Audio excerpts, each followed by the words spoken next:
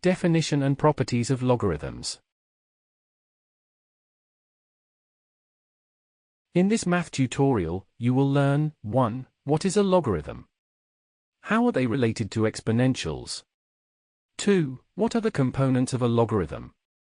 3. How did the history of logarithm begin? 4. What are the properties of logarithm? 5. How are the properties of logarithm combined to calculate the value of logarithmic expressions? Introduction. In Chapter 7, we dealt with indices, powers, and roots. Do you remember the name of all elements in these expressions? What are the names of A, B, and C in the expression shown in the following on screen?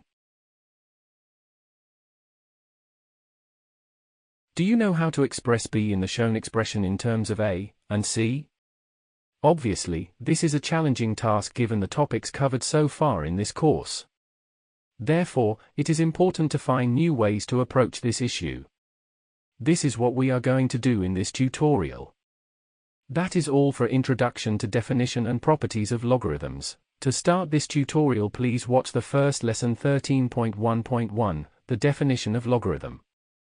Thank you for watching. Make sure to like and subscribe to keep up to date with new videos. For more information, calculators, and tutorials, please visit www.icalculator.com.